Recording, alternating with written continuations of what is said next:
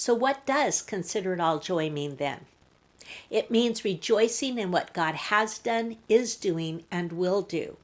Joy is not the same as happiness. Happiness occurs when circumstances are pleasant, are going the way we want, and are fun. Joy is deeper than happiness. It can reach into the dark depths of grief and dwell there alongside it. Joy can attend grief, just as it often does for the parents of a bride and groom. Joy tempers suffering, making it endurable. Let's look at two examples of joy accompanying grief.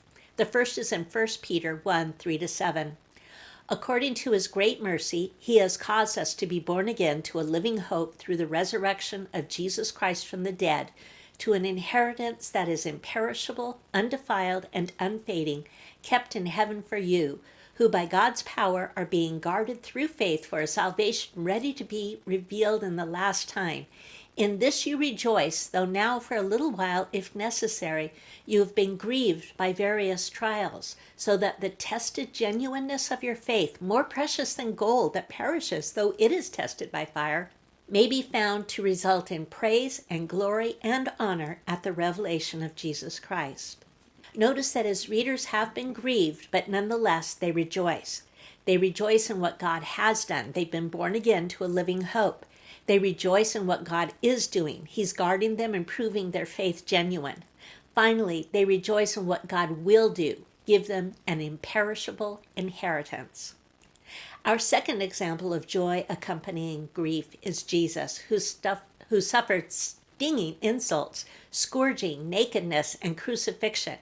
Hebrews 5:7 tells us, in the days of his flesh, Jesus offered up prayers and supplications with loud cries and tears to him who was able to save him from death. Isaiah 53:3 says, he was despised and rejected by men, a man of sorrows and acquainted with grief. But how was it that he endured all this suffering?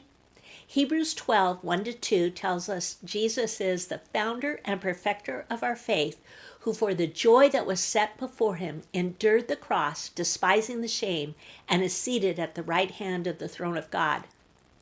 Jesus endured the cross for the joy that was set before him, the joy of bringing people like you and me into glory with him. He persevered through excruciating pain by looking to the joy that was set before him. Like Jesus, we can look to the joy that is set before us in eternity with Jesus and loved ones.